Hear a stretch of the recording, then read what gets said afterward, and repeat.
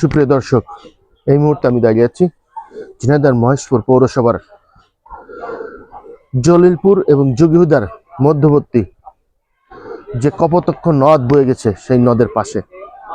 আর আমি আপনাদের দেখানোর চেষ্টা করব আসলে এই যোগীহুদা থেকে জলিলপুরে বাজার এবং এখানে যে 5টা প্রতিষ্ঠান শিক্ষা প্রতিষ্ঠান আছে, সেই শিক্ষা প্রতিষ্ঠানে আসলে একমাত্র চলাফেরার বাহক হচ্ছে এই যে দেখতে পাচ্ছেন যে সাঁকো। আসলে এই ওপরে যে যোগীহুদা গ্রাম, এই যোগীহুদার প্রায় 20,000 মানুষের আসলে যোগাযোগের একমাত্র মাধ্যম হচ্ছে এই সাঁকোটি। আর এই সাঁকোটি নিয়ে আসলে দীর্ঘদিন ধরে এই অঞ্চলের মানুষ চরম ভোগান্তির মধ্যে রয়েছে। মহেশপুর উপজেলার একটি অবহেলিত আমাদের স্কুলের পরবর্তী পাশে যোগীহুদা নামে একটি গ্রাম আছে। গ্রাম থেকে হাটে আসতে হলে সাঁকো পারাপার হতে হয়। অনেক সময় বৃষ্টির কারণে সাঁকো পানিতে ভিজে পিছলে যায়, অনেকে পড়ে আহত হয়। যে মুরব্বীরা এই যে সাঁকো পার হতে পারে না, কোনো কোনো মুরব্বী এখান থেকে পড়েও যায়, কি আঘাত লাগে। আবার ছোট পিসিরা এখান থেকে যেতে পারে না। এই জন্য প্রধানমন্ত্রীর কাছে আমাদের এটাই দাবি, এখানে একটা সাঁকো করে দিতে হবে। জলিলপুর মাধ্যমিক বিদ্যালয়, এখানে 400 থেকে 500 জন ছাত্রছাত্রী আছে। তো এখানে আমাদের এই যে সাঁকোর কারণে অনেক সময় মানে বৃষ্টি হওয়ার কারণে সাঁকোটা মানে পানি পড়ে, তখন সেটা দোলার কারণে অনেক ছেলেপিলে পড়েও যায় নিচে, অনেকজন আহত হয়, হাসপাতালেও যায়। সাগর ওই পিছতে যাতে খুব কষ্ট হয়। মাননীয় প্রধানমন্ত্রী আমাদের এই সাগরটা দ্রুত করার আহ্বান জানাই। আপনাদের আরেকটু জানিয়ে রাখি, এই যোগীহুদা গ্রামের কয়েকশো শিক্ষার্থী জলিলপুর মাধ্যমিক বিদ্যালয় এবং জলিলপুর সরকারি প্রাথমিক বিদ্যালয়ে আসলে এই যোগীহুদা থেকে এই বাঁশের সাঁকো দিয়ে আসলে যাতায়াত করে। এই সাঁকোটি নিয়ে আসলে এই এলাকার মানুষের নানা জল্পনা কল্পনা রয়েছে। আসলে তারা ভাবে যে কবে কখন আসলে এই ব্রিজটা, তাদের স্বপ্নের যে ব্রিজ, এই ব্রিজটা আসলে হবে এবং এই ব্রিজটা হলে আসলে তাদের যোগাযোগ ব্যবস্থা আসলে আধুনিকায়ন হবে। আমি আসলে এখানকার কয়েকজন শিক্ষার্থী সহ এবং স্থানীয় জনগণের সাথে কথা বলেছি। চলুন আসলে তাদের যে চিন্তাধারা আসলে তার কাছ থেকে জানার চেষ্টা করব।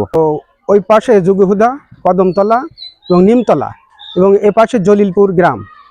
সাঁকোর এই পাশে 5টা প্রতিষ্ঠান আছে। এখানে জলিলপুর মাধ্যমিক বিদ্যালয় আছে, জলিলপুর সরকারি মডেল প্রাথমিক বিদ্যালয় আছে, এছাড়াও একটা আলিম মাদ্রাসা আছে, এছাড়াও সুফা মাদ্রাসা আছে।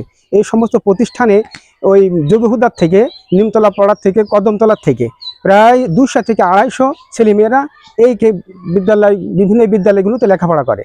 তা ইতিমধ্যে তারা এই সাঁকো পারাপার হতে, আমি পঞ্চম শ্রেণী পর্যন্ত ছেলে মেয়েদের, বিশেষ করে 1 থেকে 5ম শ্রেণীর পর্যন্ত ছেলে মেয়েরা, 2, 3 ছেলেরা আমি কয়েকটা এখানে পড়া দেখেছি, তারা পড়ে গিয়েছে এবং তখন হাবিডুবু খেয়েছে। ওই বাঁশ বেয়ে তারা হাঁচড় পাচড় করাতে কিছু স্থানীয় মানুষজন দেখে তাদেরকে নিয়ে হাসপাতালে গিয়েছে, অসুস্থ হয়েছে এবং অহরহ হতেই থাকে।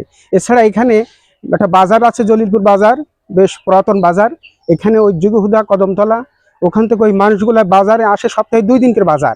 এবং অনেক মুরব্বীরা আছে, এরাও অনেক সময় পড়ে যায় এবং সাঁকো পাহাড়ে আসতেও পারে না। আবার কিছু কিছু মানুষ দেখি সাইকেল ঘাড়ে করে পার হয়। এটা খুব কষ্টদায়ক, এত কষ্ট সে বলা মতন না। এখান থেকে যদি অন্য বিকল্প পথ দিয়ে আসতে হয় তাহলে 5 থেকে 6 কিলো ঘুরে আসতে হয়, এতে অনেক কষ্ট। আর এখান থেকে অল্প 1 কিলো পথ হবে না বা হাফ কিলো পথ।